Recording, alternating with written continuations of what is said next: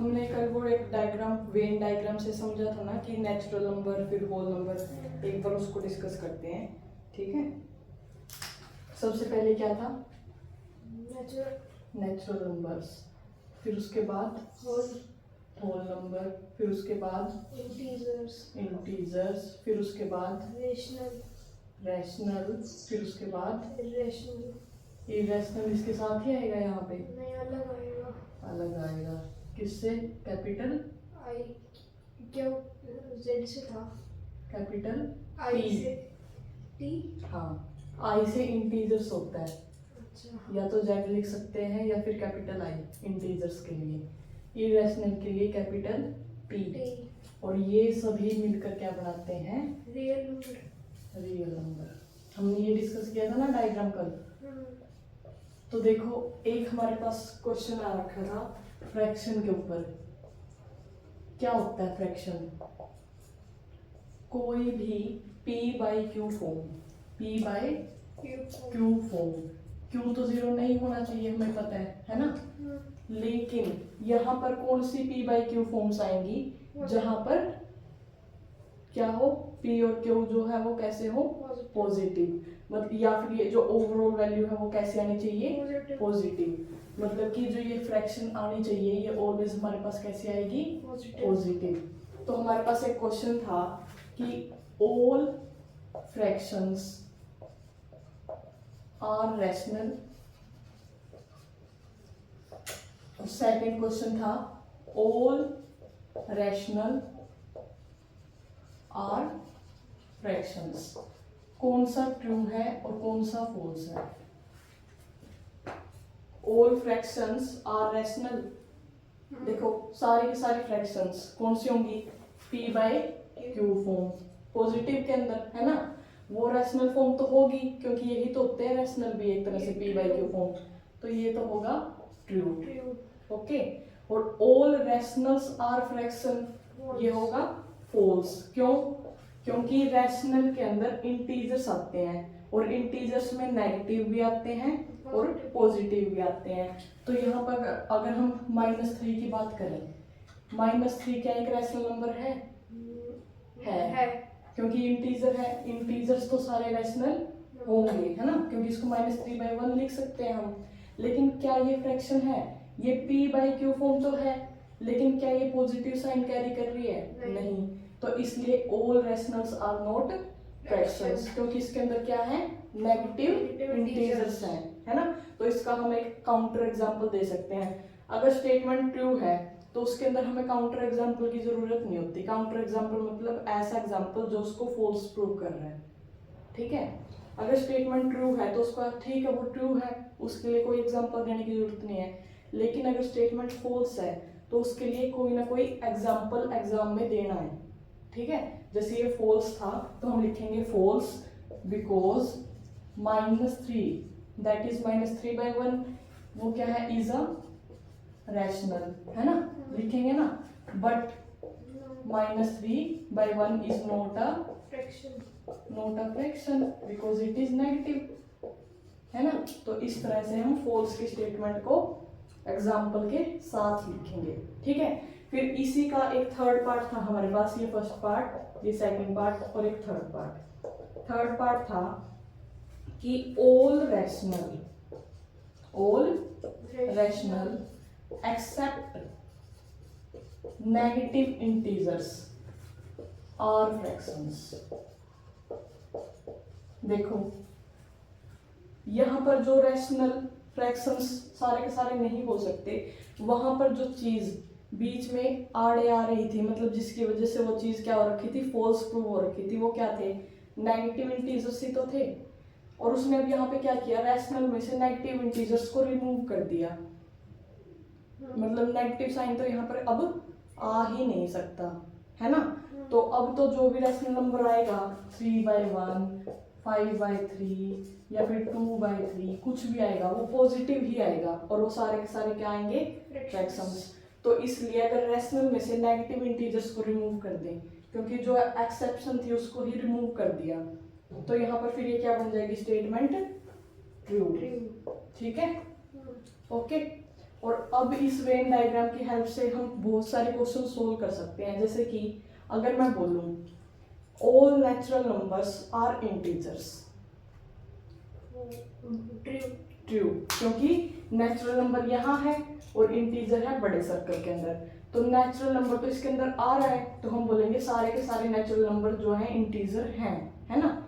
इसी तरह से अगर मैं बोलूं all rational numbers are whole number, rational कहाँ है सबसे पहले देखो यहाँ पे, होल कहाँ है यहाँ पे, क्या सारे के सारे रैशनल होल में आ सकते हैं? नहीं, बड़ा छोटे में नहीं आ सकता।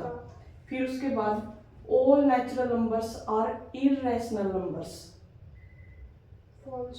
फॉल्स, क्योंकि ये जो यहाँ तक हमारे रैशनल नंबर्स हैं और इररेशनल है, इनके बीच में कोई भी लिंक नहीं है ना, तो ये वाले नंबर्स इसमें नहीं जा सकते और इररेशनल रैशनल के अंदर नहीं आ सकता। All rationals are real,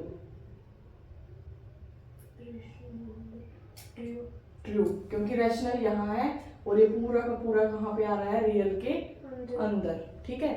all real are irrational, false, क्योंकि रियल है बड़ा सेट और इरेशनल है छोटा सेट, तो बड़ी चीज छोटे के अंदर नहीं आ सकती। और इन सब का हमें साथ साथ क्या देना है? एक काउंटर एग्जाम्पल। जैसे कि हम बोलेंगे इरेशनल के लिए कि जैसे कि हमने क्या हमने बोला ऑल रियल्स आर नॉट इरेशनल, तो हम यहाँ पे कोई ऐसा एग्जांपल ले लेंगे, जैसे 1/3 ले लेंगे। 1/3 क्या है? रियल नंबर तो है, क्या 1/3 इरेशनल है? नहीं, है ना। इस तरह से हम एग्जांपल्स सोच सकते हैं, ठीक है। जो हमारा नेक्स्ट क्वेश्चन है उसमें क्या पूछ रखा है, जैसे कि हमने कल किया था, एक रियल लाइन ली थी, उसके ऊपर हमने देखा था यहाँ था 0 इंटीजर और इस साइड राइट हैंड साइड पे थे हमारे पॉजिटिव इंटीजर्स और लेफ्ट हैंड साइड पे थे हमारे नेगेटिव इंटीजर्स, इस तरह से, ठीक है। तो यहाँ पे देखो पॉजिटिव इंटीजर्स, नाम ही बता रहा है इंटीजर्स उठाने हैं और कैसे उठाने हैं? पॉजिटिव, है ना। तो यहाँ पर कौन से इंटीजर्स आएंगे? 1 2 3 4 5 6 7 8, ठीक है। और अगर मैं बोलूँ नॉन नेगेटिव इंटीजर्स, मतलब वो सारे इंटीजर्स जो नेगेटिव नहीं है, तो नेगेटिव वाले इंटीजर्स कौन से हैं? ये वाले। इसका मतलब 0 भी तो एक इंटीजर है ना, तो हमें वो सारे इंटीजर उठाने हैं नेगेटिव को छोड़ के, मतलब नॉन नेगेटिव इंटीजर्स के अंदर 0 भी आएगा, 0 1 2 3 इस तरह से, और पॉजिटिव के अंदर सिर्फ पॉजिटिव इंटीजर्स आएंगे, है ना। ये क्लियर हुआ यहाँ पे ये चीज, या कोई कंफ्यूजन है? देन नॉन पॉजिटिव इंटीजर्स, मतलब पॉजिटिव को छोड़ के सारे इंटीजर्स, पॉजिटिव को छोड़ के सारे, मतलब 0 -1 -2 -3 and so on up to -infinity। 0 इस तरह से लिखेंगे, -3 -2 -1 0 ऐसे ऐसे, ठीक है। ये क्लियर है? ओके। तो यहाँ पे क्वेश्चन है, what is the difference between statement x is positive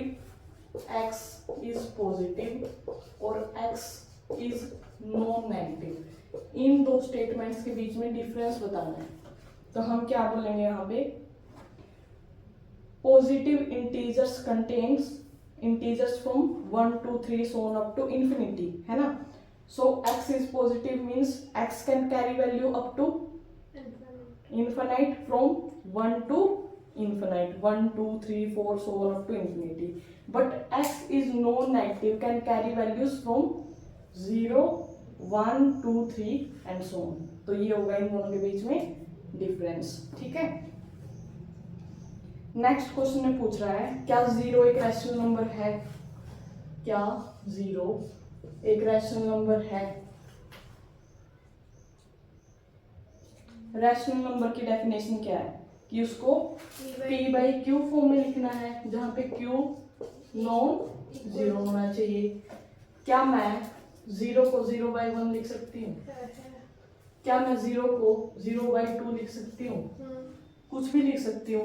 क्यों? तो यहाँ पे नॉन जीरो ही आ रहा है ना, p/q फॉर्म तो आ ही रही है, तो इसलिए 0 एक रैशनल नंबर है। और वैसे भी डायग्राम में हमने देखा था होल के अंदर 0 आता है और होल तो रैशनल के अंदर था, है ना। तो 0 एक रैशनल नंबर होगा। ठीक है, फिर उन्होंने बोला है कुछ क्वेश्चंस हैं, रैशनल नंबर हमें फाइंड आउट करने हैं। कोई भी हमें दो रैशनल नंबर्स गिवन होंगे और हमें बताना है कि उनके बीच में, वो हमें मेंशन कर देगा कि इतने नंबर निकालो इनके बीच में, है ना। उसके लिए एक प्रोसीजर चेक कर देते हैं। जैसे कि एग्जांपल ले लेते हैं 1/4 एंड 1/3। हमारे पास ये कोई भी दो रैशनल नंबर गिवन है। ठीक है, हमें क्या करना है, यहाँ पर हमारे पास ये दो क्या है, रैशनल नंबर गिवन है, और उसने बोल दिया कि यहाँ पर क्या निकालना है, हमें इसके बीच में एक रैशनल नंबर निकालना है। तो उसके लिए क्या प्रोसीजर है, सबसे पहला प्रोसीजर है कि इनके जो डिनोमिनेटर है ना, डिनोमिनेटर उनको सेम करो। क्या करो, सेम, डिनोमिनेटर को सेम बनाना है। ठीक है, फिर जब डिनोमिनेटर सेम बन जाएगा, सबसे पहला स्टेप करते हैं। देखो यहाँ पर है 1/4 और यहाँ पर है 1/3। अगर डिनोमिनेटर सेम बनाना है, अगर मैं इसको 3 से मल्टीप्लाई कर दूं, 3 से ही डिवाइड कर दूं, 1/4 को 3 से ही मल्टीप्लाई कर दूं, 3 से ही डिवाइड कर दूं, तो कोई फर्क नहीं पड़ेगा फ्रैक्शन के अंदर, और आंसर आ जाएगा 3/12। इसी तरह से 1/3 को किससे मल्टीप्लाई और डिवाइड कर दूं, 4 से, ताकि डिनोमिनेटर क्या आ जाए, 12। ठीक है, यहाँ पे डिनोमिनेटर सेम हो गया, हो गया। अब हमें देखना है क्वेश्चन के अंदर कि वो हमसे क्या बोल रहा है, इन दोनों के बीच में कितने रैशनल नंबर फाइंड आउट करने हैं। अगर वो बोल रहा है एक करना है, तो हमें क्या करना है, जितने पूछ रखे हैं उससे एक एक्स्ट्रा से मल्टीप्लाई और डिवाइड करना है। अगर हमें उसने बोल रखा है 2, तो हम 3 से मल्टीप्लाई और डिवाइड करेंगे। अगर उसने बोल रखा है 4 रैशनल नंबर निकालो, तो हम 5 से मल्टीप्लाई और डिवाइड करेंगे। मतलब कि अगर हमें m number of rational numbers निकालने हैं एग्जांपल के लिए, ठीक है, तो हम m+1 से मल्टीप्लाई और डिवाइड करके दोनों नंबर्स के बीच में, और उन दोनों को जो रैशनल नंबर्स हैं उनको फाइंड आउट कर सकते हैं। जैसे कि इसमें अगर वो बोल दे कि एक रैशनल नंबर निकालो, तो हम 3/12 को किससे मल्टीप्लाई और डिवाइड करेंगे, 2 से। 1 निकालना है तो एक एक्स्ट्रा से 2 से मल्टीप्लाई, ठीक है। फिर इसी तरह से 4/12 को 2 से मल्टीप्लाई और डिवाइड,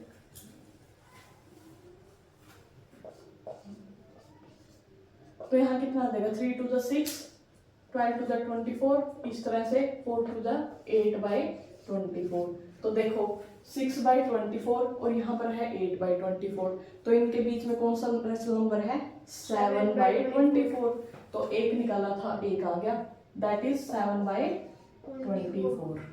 ठीक है, फिर अगर वो बोल दे कि हमें 3 रैशनल नंबर्स निकालने हैं इन दोनों के बीच में, तो हम किससे मल्टीप्लाई और डिवाइड करेंगे, 4 से। यहाँ पे था 3/12, यहाँ पे था 4/12, यहाँ से 4 से मल्टीप्लाई और डिवाइड, तो आ गया 12/48, 16/48। तो 12/48 और 16/48 के बीच में नंबर्स जो आएंगे वो आएंगे 13/48, फिर उसके बाद 14/48, फिर उसके बाद 15/48। ये 3 रैशनल नंबर्स हैं जो एग्जिस्ट करेंगे बिटवीन 1/4 एंड 1/3, क्योंकि 1/4 जो है वो एक तरह से यही तो है, कैंसिल आउट करके यही तो आएगा, है ना। सिंपलेस्ट फॉर्म है ना 1/4 3/12 की, तो ये सेम ही एक तरह से।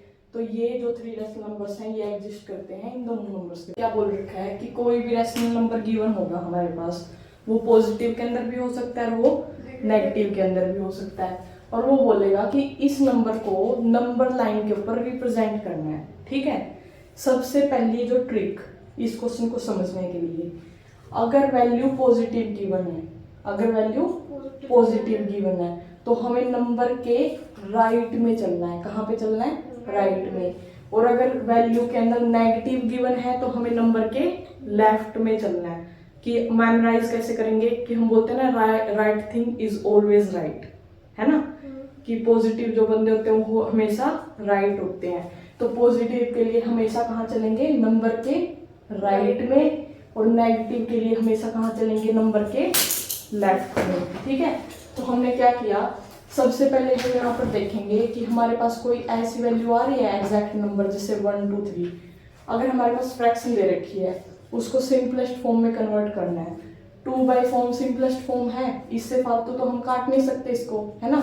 अब हमने यहाँ पे क्या करनी है कि नंबर लाइन ड्रॉ करनी है इस तरह से, यहाँ पे आएगा 0 1 2 3 इस तरह से, ठीक है, और यहाँ आएगा -1 -2 सो ऑन अप टू -∞। अब यहाँ पे देखो 2/5 है, तो और यहाँ पे ये सिंपलेस्ट फॉर्म है और 2 छोटा है 5 से, है ना, तो ये जो नंबर है वो 0 से बड़ा होगा लेकिन 1 से क्या होगा, छोटा, क्योंकि अगर यहाँ 5/5 होता तो 1 होता, लेकिन यहाँ तो क्या है 2/5 तो क्या है 5/5 से छोटा है, मतलब ये 0 और 1 के बीच में लाई करेगा। कहने का मतलब 2/5 जो है सिंपलेस्ट फॉर्म है, उसको हम दोबारा काट नहीं सकते और सिंपल, और मैं इसको ऐसे लिख सकती हूँ 0 + 2/5, कि 0 के राइट में 2/5 चलना है। फिर हमें देखना है कि जो डिनोमिनेटर है ना हमारे पास, वो उसमें क्या दे रखा है, क्या दे रखा है 5, मतलब जो 0 और 1 इंटरवल है ना उसको हमें 5 इक्वल पार्ट के अंदर डिवाइड करना है। कितने, 5 इक्वल पार्ट्स के अंदर क्या करना है, डिवाइड करना है इंटरवल को, ठीक है, ठीक है। अब हमने यहाँ पे क्या करा, अगर मेरे को मान लो ये कोई इंटरवल है यहाँ से यहाँ तक, अगर मेरे को इसको 4 इक्वल पार्ट के अंदर डिवाइड करना है तो मैं इसके अंदर कितने कट लगाऊं, 3, क्योंकि देखो अगर 1 2 3 कट लगाऊंगी तो 1 2 3 4, है ना, जितने इक्वल पार्ट्स में करना उससे एक कम कट लगाने पड़ेंगे। तो मैंने क्या किया, यहाँ 0 और 1 के बीच में कितने कट लगाऊंगी, 4, तो यहाँ करूंगी 1 2 3 4। फिर देखो काउंट कर, बेशक से काउंट कर लो कितने इंटरवल आ गए अपने पास, 1 2 3 4 5, हमें 5 इक्वल पार्ट्स में तो डिवाइड करना था, है ना। अब उसने क्या बोला, ये जो मैंने बोला था पॉजिटिव वैल्यू के लिए हमेशा नंबर के राइट में चलना है, तो नंबर है अपने पास 0 के राइट में चलना है, और 5th इंटरवल में तो हमें डिवाइड कर लिया। अब हमने देखना है कि जो ऊपर न्यूमरेटर है वो क्या है 2, है ना, इसका मतलब जो हमने पार्ट लिया है वो सेकंड पार्ट उठाना है। कौन सा उठाना है, सेकंड पार्ट, ये तो था फर्स्ट पार्ट, इसकी वैल्यू होगी 1/5, है ना, इससे नेक्स्ट पार्ट की वैल्यू होगी 2/5, फिर 3/5, फिर 4/5, फिर 5/5, क्योंकि 5/5 करेंगे तो 1 ही तो आ जाएगा और हम यहाँ पहुंच जाएंगे, है ना। तो हमें क्या करना है, 0 के राइट में कितने स्टेप, कितने कौन सा पार्ट उठाना है, सेकंड, तो यहाँ ये था फर्स्ट पार्ट, और ये वाला जो हमारा होगा ना, ये सेकंड जो कट था हमारा, ये होगा हमारा 2/5। इस तरह से हम फाइंड कर सकते हैं इसको। फिर हमें देखना है नेगेटिव पार्ट्स के लिए। सबसे पहले मेरे को ये जो दे रखा है ये मिक्स्ड फ्रैक्शंस के अंदर दे रखा है ना, तो मैं इसको कैसे लिख सकती हूँ, 15 या तो 15/4 करके लिख सकती हूँ, या फिर मैं डायरेक्ट ऐसे भी तो लिख सकती हूँ -3/4 तोड़ के, क्योंकि अगर 3 इंटू में, जैसे मैं एग्जांपल देती हूँ, 4 3 12 और 3, आपने बोला 15/4 लिख सकते हैं इसको विद नेगेटिव साइन, ठीक है। या फिर मैं क्या करूँ, अगर मैं माइनस इसी को ऐसे ही सीधा ब्रेक डाउन कर दूँ मिक्स्ड फ्रैक्शन को, -3 और जो इसका फ्रैक्शन पार्ट है उसको -3/4, देखो एलसीएम लेके 4 एलसीएम आएगा, और यहाँ पे क्या आ जाएगा 12, और यहाँ पे क्या आ जाएगा -3, कितना आ गया -15/4। तो हमें दोबारा से फ्रैक्शन के अंदर जाना और फिर फ्रैक्शन से दोबारा से फिर ब्रेक डाउन करना, है ना, तो उसकी जरूरत ही नहीं है। हमें क्या करना है, सिंपल जो हमारी मिक्स्ड फ्रैक्शन है ना उसका जो फर्स्ट पार्ट है उसको एज इट इज लिखो, जैसे 3 है, फिर जो इसका फ्रैक्शन पार्ट है इसको एज इट इज लिखो। अगर यहाँ पॉजिटिव साइन है तो इनके बीच में लगा दो प्लस, और यहाँ पर है नेगेटिव साइन तो दोनों के आगे लगाना है नेगेटिव, क्योंकि नेगेटिव नेगेटिव ही तो प्लस होके ये दे रहा है हमें, है ना। अब हमें क्या करना है, -3 के लेफ्ट में जाना है। क्यों, मैंने क्या बोला था, अगर हमारे पास नेगेटिव वैल्यूज दे रखी है रिप्रेजेंट करने के लिए, तो हमें नंबर के लेफ्ट में जाना है, to the left of number. यहाँ पे नंबर 0 था, लेकिन यहाँ पे नंबर क्या है, -3। तो -3 के लेफ्ट में जाना है हमें, कितना, -3/4 लेफ्ट में जाना है। इसके लिए जैसे अभी इसे लगेगा, पहले एक बार देख लेते हैं। यहाँ पे था हमारा 0, ठीक है, यहाँ पे है -1, यहाँ पे है -2, यहाँ पे है -3, यहाँ पर है -4। हमारे पास नंबर है -3, तो हमें जाना है डायरेक्ट -3 के ऊपर। ये रहा हमारा -3। अब क्योंकि नेगेटिव के अंदर वैल्यूज हैं, तो हमें चलना है लेफ्ट साइड पे। मतलब जो हम इंटरवल ब्रेक करेंगे, वो कौन सा इंटरवल ब्रेक करेंगे, बताओ 3। कौन सा, ये वाला इंटरवल ब्रेक करेंगे या फिर ये वाला इंटरवल ब्रेक करेंगे, ये वाला। कौन से वाला, लेफ्ट या राइट, लेफ्ट, क्योंकि यहाँ पर नंबर कैसा है, नेगेटिव। और अगर राइट होता तो कौन सा इंटरवल ब्रेक करते, राइट वाला, ठीक है। तो यहाँ पे नंबर था -3 पे गए, फिर हमने क्या किया, नेगेटिव वैल्यूज है तो इसलिए लेफ्ट में चलेंगे, ठीक है। तो हमें ये वाला इंटरवल ब्रेक करना है, -3 और -4 वाला, ठीक है। अब मैं इस इंटरवल को कितने पार्ट्स में डिवाइड करना है, तो उसके लिए हम क्या करेंगे, जो हमारा फ्रैक्शन पार्ट है उसका डिनोमिनेटर देखेंगे, कितना है डिनोमिनेटर में, 4। तो यहाँ पर जो हमारा इंटरवल है वो 4 पार्ट में डिवाइड होना चाहिए। उसके लिए कितने कट लगाएंगे, 3। तो मैंने यहाँ पे कट लगाए 1 2 3, ठीक है। और मेरे को क्या करना है, -3 से लेफ्ट में जाना है, तो मेरे को जाना कितना है, थर्ड पे। -3/4 है ना, इससे तो डिवाइड कर दिया इंटरवल को। अब थर्ड इंटरवल उठाना है, कहाँ से, इस साइड से मत उठा लेना, जो नंबर है ना अपने पास -3, उसके लेफ्ट से स्टार्ट करना है। तो ये वाला इंटरवल होगा हमारा -1/4, सेकंड वाला इंटरवल होगा -2/4, थर्ड वाला इंटरवल होगा -3/4 और फोर्थ वाला -4/4, ठीक है ना, आगे समझ।